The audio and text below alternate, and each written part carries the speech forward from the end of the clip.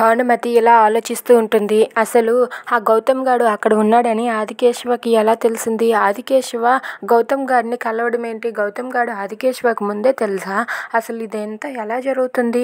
ఒకసారి నేను ఆదికేశవని కలిసి ఆదికేశవని అడిగి తెలుసుకోవాలి అని చెప్పి అలా ఆలోచిస్తూ ఉంటుంది. ఇంతలో వెనక నుండి అయితే ఒక వ్యక్తి పిలుస్తున్నట్టుగా ఉంటుంది. ఎవరా అని చెప్పి వెనక్కి తిరిగి చూసేసరికి అక్కడ ఉన్న ఆదికేశవని చూసి ఒక్కసారిగా షాక్ అయిపోతుంది. ఏంటి నువ్వా అని చెప్పి షాక్ అయ్యి అలా చూస్తూ ఉంటుంది. ఇక దాంతో ఆదికేశవ ఇలా అంటూ ఉంటాడు, ఏంటి భానుమతి గారు అలియాస్ మైత్రి గారు, మీరిద్దరూ కలిసి ఆడుతున్న నాటకం గురించి నాకు తెలియదు అనుకుంటున్నారా? ఇక ఆ నాటకానికి చెక్ పెట్టాల్సిందే. ఎందుకంటే ఈ ఆదికేశవ బరిలోనికి దిగాడు.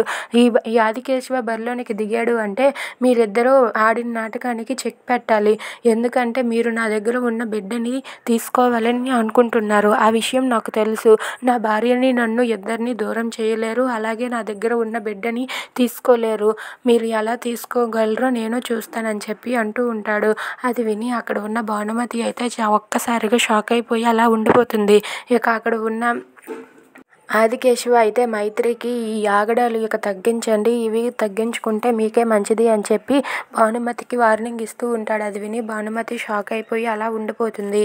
If you like this video please like, share and subscribe. Thanks for watching.